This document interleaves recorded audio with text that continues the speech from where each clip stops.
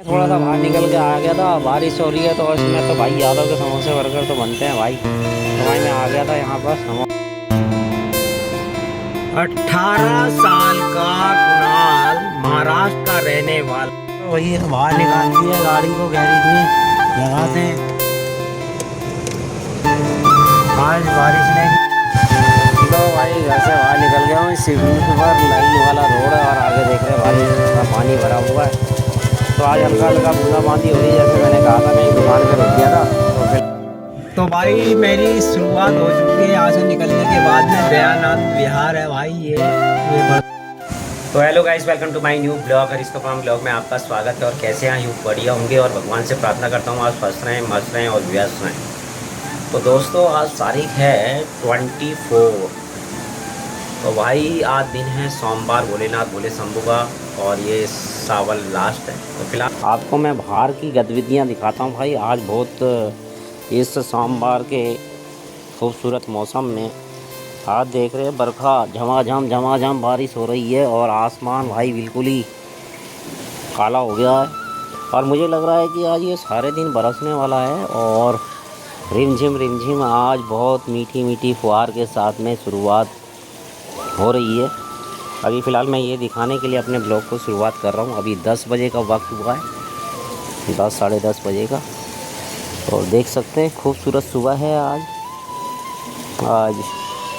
ये देखो भोलेनाथ को भैया जल चढ़ाने के लिए जा रहे हैं। आज सोमवार है तो भाई आज हमारी शुरुआत हो रही है, तो चलते हैं। तो भाई फ़िलहाल नहाना धोना करते हैं और साफ़ सफाई वगैरह होती है। फिर उसके बाद में आज तो छुट्टी भी है भाई की, तो मुझे कुछ करना नहीं पड़ेगा ज़्यादा, नहाना धोना है और फिलहाल निकलना होगा। तो फिलहाल बने रहे मेरे ब्लॉग में। कल मैंने ब्लॉग नहीं बनाया कि कुछ ऐसा था भी नहीं मेरे पास में जो मैं कुछ बना पाता। तो मैंने कहा चलो आज ये खूबसूरत त्योहार है तो भाई शुरुआत करते हैं ब्लॉग की। आज कुछ ठंडा सा मौसम हुआ है और आखिरी सोमवार है। उसके बाद में रक्षाबंधन है, सभी बहनें अपने भाइयों की कलाई पर रक्षाबंधन बांधने वाली है। और ये रक्षाबंधन भाई खूबसूरत त्यौहार है बहनों के प्रति। ये जो खूबसूरत त्यौहार है नहीं, हमेशा याद दिलाता हूँ कि कभी दुख में हो कभी सुख में हो तो बहनों का ख्याल रखना चाहिए। और बहनों को भी भाई का ख्याल रखना चाहिए कि वो कैसा है क्या है, ऐसा मेरा मानना है। और वो तो सभी करते ही हैं फॉलो, और मैं अपनी बहन को करता हूँ और कई लोग अपनी बहन को करते होंगे हैं। अब बच्चे बड़े बड़े हो गए तो जो चीज़ें हम किया करते थे अब उनको करना है। तो फिलहाल बने रहे मेरे ब्लॉग में। तो भैया हालाल तो भैया नहाना धोना पूजा पाठ वगैरह हो गई है। और यहाँ पर चटनी और आलू का पराठा और चटनी के साथ में और ग्रीन चटनी भी साथ में भाई। तो फिलहाल तो आज के भोजन का मज़ा लेते हैं, फिर उसके बाद में निकलते हैं बाहर। बारिश लगी हुई है भाई बड़ी ज़ोरदार, उस बारिश का भी मज़ा लेंगे। अभी वक्त हो रहा भाई 11:30, तो 11:30 बजे का वक्त हो रहा है और भोजन वोजन करते हैं, फिर उसके बाद में निकलते हैं। बने रहे मेरे साथ। तो चलते हैं भाई, भोजन वोजन कर लिया, निकलते हैं। ठीक है तो भाई घर से बाहर निकल गया हूँ, सिल्वर लाइन वाला रोड है और आगे देख रहे हैं बारिश का पानी भरा हुआ है। तो आज हल्का हल्का बूंदाबांदी हो रही है, जैसे मैंने कहा था मैं एक दुकान पे रुक गया था। तो फिलहाल यहाँ पर देख सकते हैं पानी और जल भराव की स्थिति मंगलम सामने है। तो फिलहाल मैं जा रहा हूँ भंडारी जी के यहाँ। तो भैया मैंने बुलेट खड़ी कर दी और मैं जा रहा हूँ भंडारी जी का कार्यालय आ गया। ये महिला भी मानसिक बीमार है। तो फिलहाल मैं जा रहा हूँ भंडारी जी का कार्यालय आ गया। ये देख रहे होंगे बोर्ड।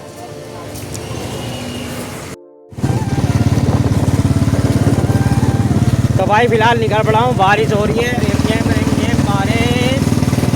भैया अपना टाइम हो चुका भैया भंडारी जी के यहाँ से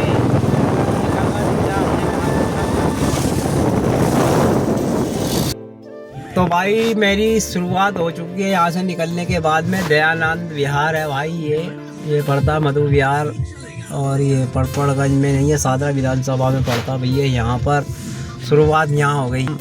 निपटाना है, फिर उसके बाद में ऑफिस का काम करना है। तो ये ऐसे कई लोगों की ना मनसा रहती है। तो भाई मैं उन लोगों को कहना चाहता हूँ कि पहले काम ज़रूरी है, फिर उसके बाद में कोई और काम। पहले काम निपटा लो, फिर उसके बाद में कहीं और काम नहीं करा सकते हैं। और जहाँ मैंने गाड़ी को यहाँ पर आई हुई है, वो देख रही है मेरी तरफ को कि भैया ये गाड़ी कैसे लगी हुई है। बताऊँ कि मेरी मजबूरी है कि मैं कहाँ इधर उधर भटक सकता हूँ, और इधर चारों तरफ गाड़ियाँ लगी हैं, और मैं अगर बीचों बीच लगाता हूँ तो यहाँ पर दिक्कत पैदा हो जाएगी। और फिर भी है, और सारा मतलब गीला गीला हो रहा भाई पूरा।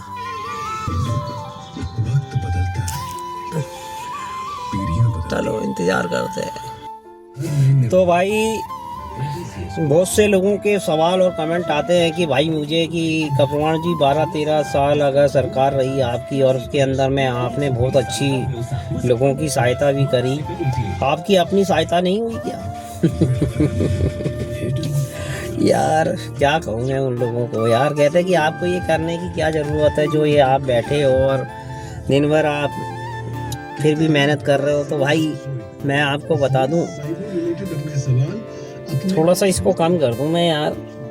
तो मेरा ये कहना है उनसे कि भाई अमीरी की फसल मैं भी काट लेता, अमीरी की फसल मैं भी काट लेता, थोड़े तलवे मैं भी चाट लेता। मेरे लहजे में जी हजूरी ने था, बस मेरा इतना सा कसूर भर था। पल भर के लिए ही मैं उन जैसा हो जाता। यकीन मानो दोस्तों, मैं कब का रईस हो जाता। तो भाई मैं उन दोस्तों को यही कहना चाहता हूँ कि भाई मैं ना लोगों के तलवे नहीं काट सकता और लोगों की जी हजूरी नहीं कर सकता। मैं अपना काम करता हूँ। परमात्मा ने मुझे इस संसार के अंदर में भेजा है नेकी करने के लिए और अपनी मेहनत करने के लिए।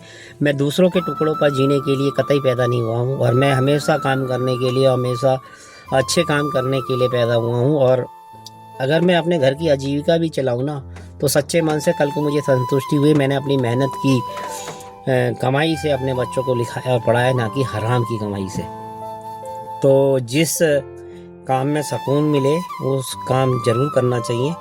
और वरना ये जो मैंने अभी कविता पढ़ी है ना, तो कब का हमें अभी भाई कमा लेता और आराम से ज़िंदगी बसर कर लेता तो क्या ही हो जाता। तो ऐसा मुझे करना नहीं था। मुझे हर एक दिन मेहनत करनी है और हर एक दिन मुझे नया जीना है। हर एक दिन मुझे अपने काम से संतुष्टि होकर आराम से नींद लेनी है। मुझे ये सब करने में मज़ा नहीं आता। तो दोस्तों नमस्कार, मैं हरीश कपवाण, और मैं आपको एक सूचना के आधार पर आपको बताना चाहूँगा कि एक ड्राइवर भाई थे हमारे जैसे भाई, और वो काम करते थे रैपिडो वगैरह में, और रात को वो अपने काम धंधे से निकले थे और रैपिडो के अंदर में वो अपनी आजीविका कमाते थे। और रैपिडो चलाते उनको भैया कोई अज्ञात लोगों ने, 3 लोगों ने उन्हें गला रेतकर उनकी हत्या कर दी, जबकि उनका कसूर कुछ भी नहीं था। उन्हें लूटपाट के इरादे से जो अज्ञात लोगों ने उनका गला रेतकर उनकी हत्या कर दी। और उनका परिवार पटपड़गंज विधानसभा में ही रहता है। और जबकि आपको याद होगा कि पटपड़गंज विधानसभा का जो विधायक कार्यालय है उसके अंदर में उस महिला ने घिराव भी किया था, उनके साथ में उनकी बॉडी को रखकर उनका घिराव किया गया था। और उसके अंदर में आश्वासन दिया था पटपड़गंज के विधानसभा के विधायक जी ने कि मैं उनके साथ में हूँ। और कुछ समाज के कई SC वर्ग के लोगों ने भी उनको आश्वासन दिया था। तो 1 महीने होने के बाद में उसका कुछ भी बहन को न्याय नहीं मिल पाया, और वो अभी भी कोर्ट कचहरी के चक्कर काट रही है और अपनी आजीविका कमाने के लिए दर बदर घूम रही हैं। तो ऐसे में वो डॉक्टर कुलदीप भंडारी जी के पास में आई हैं, और उन्होंने डॉक्टर कुलदीप भंडारी ने उनके न्याय के लिए प्रक्रिया शुरू कर दी है। उनके एक समित भारत ट्रस्ट की तरफ से उनको मतलब उनकी बात दिल्ली सरकार की मुख्यमंत्री रेखा गुप्ता के पास में भी, और दिल्ली पुलिस के हेडक्वार्टर में भी जाकर मेल कर दी है। और उसको जो प्रोसीजर चलता है वो तमाम प्रक्रिया समित भारत ट्रस्ट की तरफ से, जिसके संयोजक और संस्थापक डॉक्टर कुलदीप भंडारी जी हैं। तो उन्होंने थोड़ा सा उनकी राह देने के लिए उनको, बहन को थोड़ा सा राशन और थोड़ी सी धनराशि भी उनको प्रोवाइड कराई है कि भाई देखो, नेकी करने के लिए तो लोग बहुत कम मिलते हैं। और इसमें से मैं डॉक्टर कुलदीप भंडारी का धन्यवाद देना चाहूँगा, जिन्होंने उस बहन की सहायता करी और उसके घर में जो थोड़ा बहुत राशन पहुँचाया, और थोड़ा सा उस ड्राइवर भाई की बहन को थोड़ा सा राशि भी प्रदान करी ताकि वो अपनी गुजर बसर कर पाए। और भी भाई लोग, आगे ड्राइवर भाई लोगों ने भी काफ़ी, जो रैपिडो ओला उबर चलाते हैं, उन्होंने भी उनकी बहुत सहायता करने की कोशिश करी है। और आगे भी मैं चाहता हूँ उनका न्याय उनको मिले जल्द से जल्द, और वो बहन अपने पैरों में खड़ी हो और अपने बच्चों को लिखा पढ़ा ले और अपने आजीविका को आगे और अच्छे तरीके से चला पाए। तो एक छोटी सी पहल डॉक्टर कुलदीप भंडारी जी ने की है, मैं उनको सलूट देना चाहूँगा। बाकी लोग रील बनाकर बातें करने वाले बहुत हैं। अगर आपको ये वीडियो अच्छी लगी हो तो लाइक कमेंट शेयर कर दीजिएगा। थोड़ा सा बाहर निकल के आ गया था, बारिश हो रही है, तो इसमें तो भाई यादव के समोसे बर्गर तो बनते हैं भाई। तो भाई मैं आ गया था यहाँ पर समोसे खाने के लिए, तो देखते हैं इसका लुत्फ़ लेते हैं, फिर देखते हैं क्या मज़ा आता है नहीं आता है समोसों में। फिर उसके बाद मैं वापस चलूँगा। लो जी 18 साल का कुणाल महाराष्ट्र का रहने वाला सिर्फ एक आईफोन की जिद की वजह से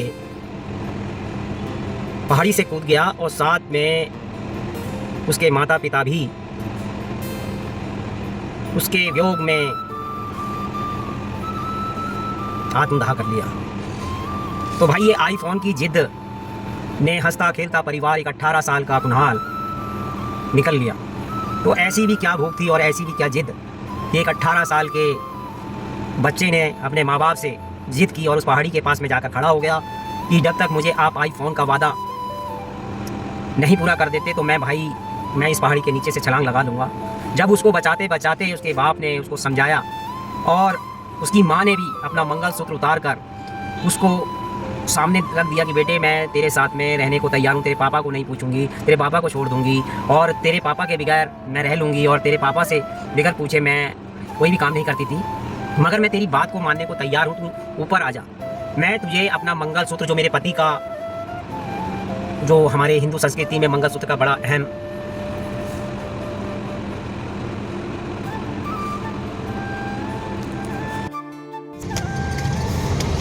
तो टाइम भाई 8:45 बजे के करीब हो गया, तो सीधा घर ही निकलूँगा और जाते हैं भैया गाड़ी यहाँ से बाहर निकालते हैं।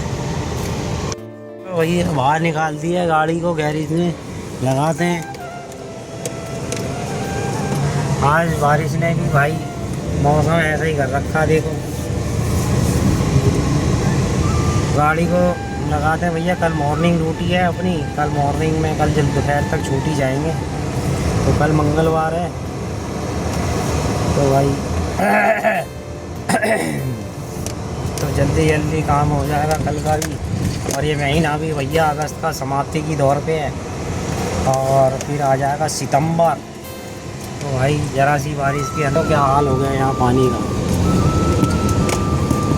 नहीं भैया ज़रा सी बारिश के अंदर में कल रात को धमाधम बारिश होती रही और हल्की बारिश में भी भाई जल भराव हो जाता। वाटर लॉगिंग समस्या यहाँ दिल्ली के अंदर में कोई ज़्यादा तो नहीं कह सकते, मगर है, गली मोहल्लों में तो है भाई। चलता हूँ भाई। तो भाई फ़िलहाल तो आ गया हूँ घर पे, थोड़ा भोजन करेंगे फिर सो जाएंगे। तो आई होप आज का ब्लॉग आपको पसंद आए तो लाइक कमेंट शेयर कर दीजिएगा। मिलते हैं कल फिर एक नए ब्लॉग के साथ में, तब तक के लिए शुभ रात्रि, बाय, जय।